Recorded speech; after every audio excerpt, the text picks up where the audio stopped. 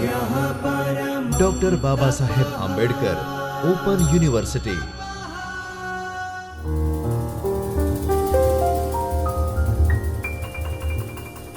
नमस्कार। Doctor Baba Sahab Ambedkar open university के Chaitanya studio से मैं doctor Archana Pande, assistant professor teacher education, आप सबका स्वागत करती हूँ। हम पेपर कोड ES 112 के बारे में शिक्षण कर रहे हैं, जिसका नाम है गणितनु अध्यापन। उसमें हम ब्लॉक 1 जो गणित यानी गणित शिक्षण है, उसके बारे में अध्यापन कर रहे हैं और उसके बारे में अध्ययन कर रहे हैं।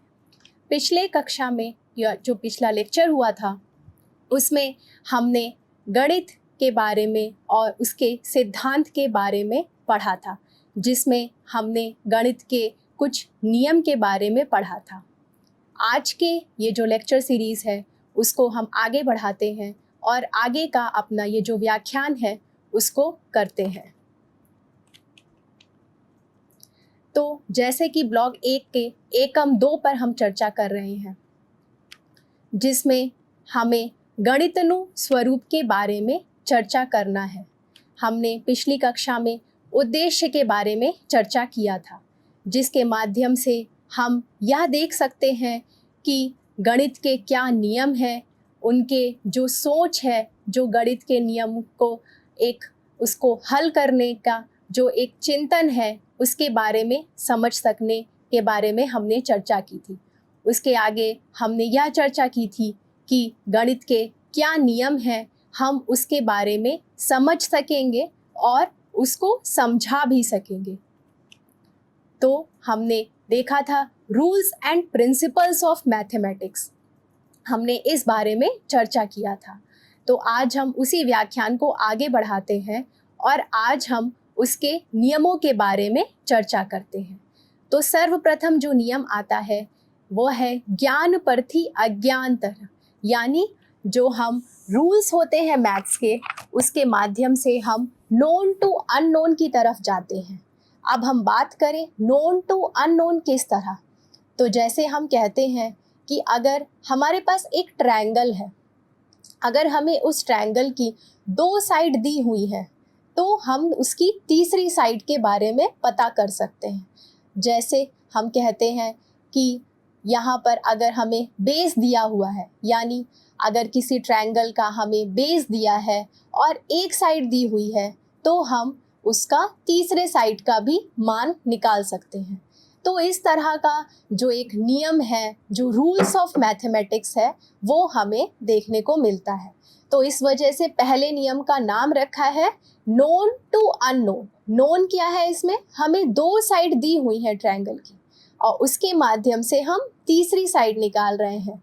तो यानी नोन जो 2 साइड है वो हमारे लिए नोन साइड्स हो गए, और जो अननोन साइड है वो जो हम फाइंड करेंगे वो हो गया हमारा ज्ञान से जो हमारा नोन है उसे अननोन की तरफ जाना। तो ये रहा हमारा पहला नियम। अब हम दूसरे नियम के बारे में चर्चा करते हैं।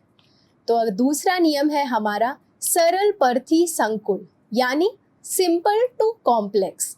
अब जैसा हम कहते हैं सिंपल टू कॉम्प्लेक्स, अब यहाँ पर बात है कि अगर कोई हम मैथ्स के कोई क्वेश्चन हम देखें या कोई गणित का कोई अगर हम ऐसा कोई सवाल देखें जिसमें हमें कहा जा रहा है कि अगर 2 मनुष्य एक काम को 10 दिन में कर रहे हैं, तो अगर हम पूरे एक शहर बनाने की बात करें, यानी पूरा एक इंफ्रास्ट्रक्चर डेवलपमेंट की बात करें, तो उसको सॉल्व करने के लिए हम क्या टेक्निक का यूज़ करेंगे, वहाँ पर कौन से नियम का हम यूज़ करेंगे, तो वो भी हम उससे फाइंड कर सकते हैं, यानी हम उसके बारे में भी उसे हमें नॉलेज मिल सकती है।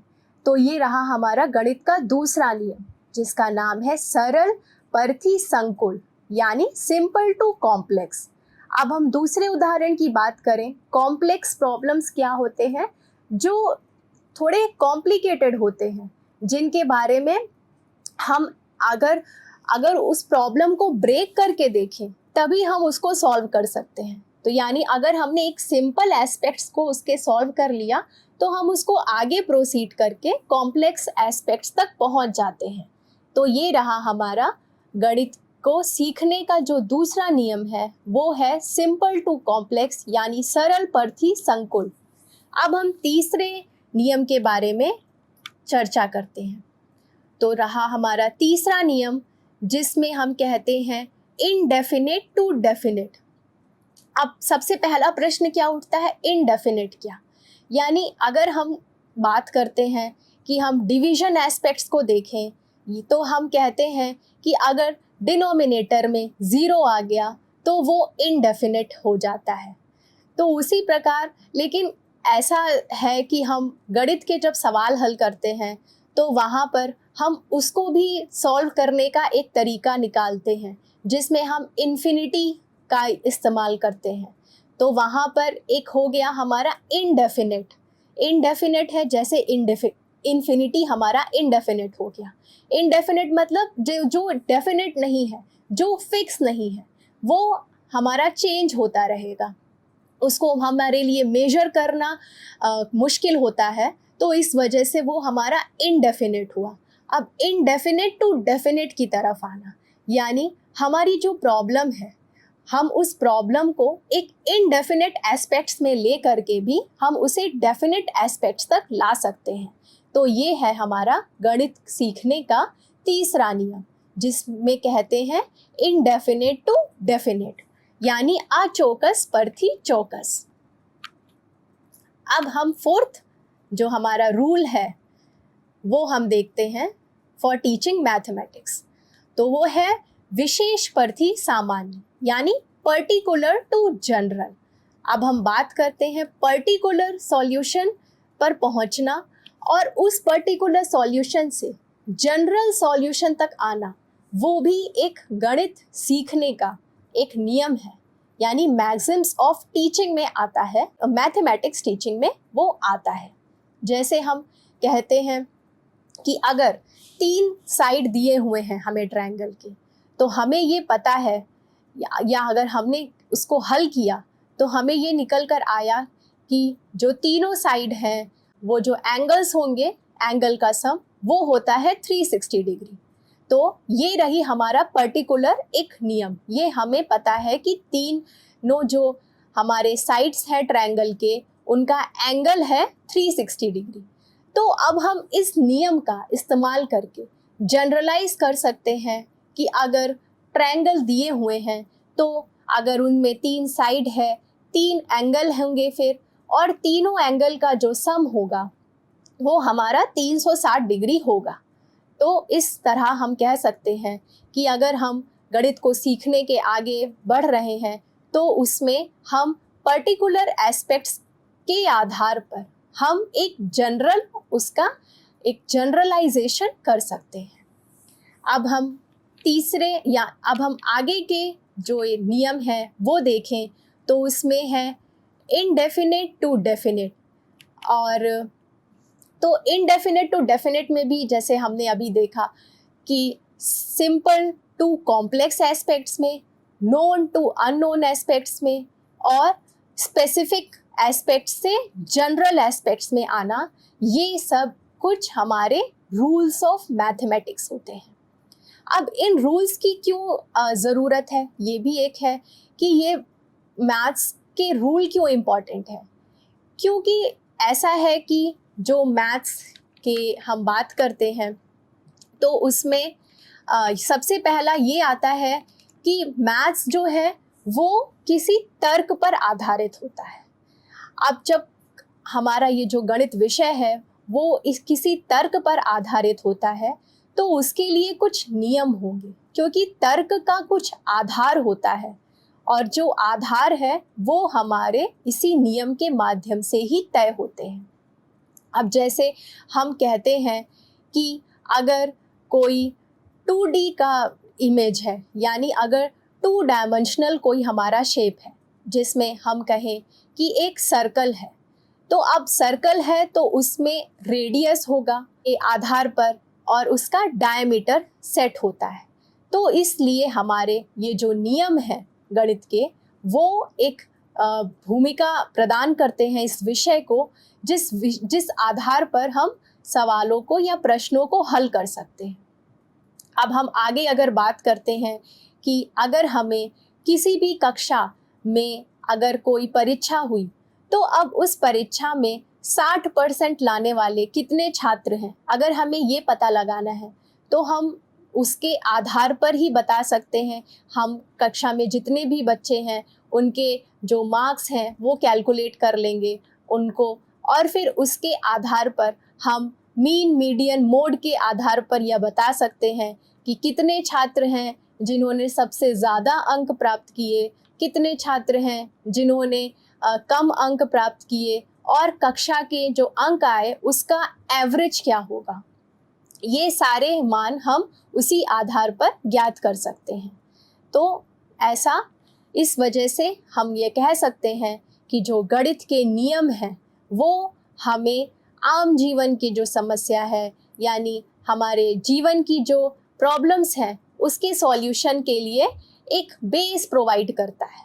तो इसलिए हमने ये देखा कि मैक्सिम्स ऑफ टीचिंग मैथमेटिक्स के लिए हम known to unknown, simple to complex, particular to general और इनडेफिनेट टू डेफिनेट, और हम बात करते हैं एक और नया नियम जिसमें हम कहते हैं कंक्रीट टू एब्स्ट्रैक्ट। अब कंक्रीट टू एब्स्ट्रैक्ट आने का क्या मतलब है? कंक्रीट मीन्स जो हमें ठोस रूप में पता है। जैसे हमें पता है कि अगर कोई स्क्वायर है तो उसके 4 साइड होते हैं, लेकिन क्वाड्रिलेटरल है तो अगर हमें पता है कि कंक्रीट नॉलेज अगर हमें है कि क्वाड्रिलेटरल क्या होते हैं, तो क्वाड्रिलेटरल वो ऐसे शेप्स होते हैं जिनमें 4 भुजाएं होती हैं। अब हम क्वाड्रिलेटरल अगर हमें दिया है तो अगर हमें बताना है कि वह स्क्वायर है कि वह रेक्टेंगल है, तो हम इन्हीं नियम के आधार पर बता सकते हैं। अगर चारों भुजाएं उसकी समान हैं, अगर all four sides are equal, then we can say that this is square. But if 2 sides are equal and other 2 sides are equal, then we can say it is rectangle or some other shape. तब हम यह कह सकते हैं कि वह या तो रेक्टेंगल का शेप होगा या कोई अदर शेप होगा। तो इस तरह से हम कंक्रीट नॉलेज के बेसिस पे एब्स्ट्रैक्ट इंफॉर्मेशन तक पहुंच पा रहे हैं। एब्स्ट्रैक्ट क्यों? क्योंकि हम उसे मेजर नहीं कर पा रहे हैं, हमें उसके लॉजिकल एस्पेक्ट्स के बारे में नहीं पता कि यहाँ पर कौन सा लॉजिक का यूज़ होगा। तो इस वजह से एक रूल्स ऑफ टीचिंग मैथमेटिक्स में एक ये है कंक्रीट टू एब्स्ट्रैक्ट। तो अगर हम छात्रों को कंक्रीट लेवल की नॉलेज प्रोवाइड करा देते हैं तो उनके लिए कंक्रीट से एब्स्ट्रैक्ट तक जाना थोड़ा इजी होता है, बिकॉज एक बेस उनका डेवलप हो जाता है प्रीवियस नॉलेज के आधार पर। यानी अगर एक प्रीवियस नॉलेज को बेस मान के चलें तो अगर उस नॉलेज को आगे डेवलप करते हैं तो एक एब्स्ट्रैक्ट सॉल्यूशन तक पहुंच सकते हैं। तो ये रहे हमारे हमने देखा कि जो हमारे नियम हैं मैथमेटिक्स टीचिंग के, उसके बारे में हमने चर्चा किया। अब आगे की जो हम अपने व्याख्यान में देखेंगे तो हम गणित शिक्षण सिद्धांतों के बारे में चर्चा करेंगे, तो वो हम अगले व्याख्यान में करेंगे। तो आगे क्या जो हमारा व्याख्यान होगा 2.4, उसमें हम गणित शिक्षण सिद्धांतों के बारे में चर्चा करेंगे। तो आज का व्याख्यान यहीं समाप्त करते हैं। धन्यवाद।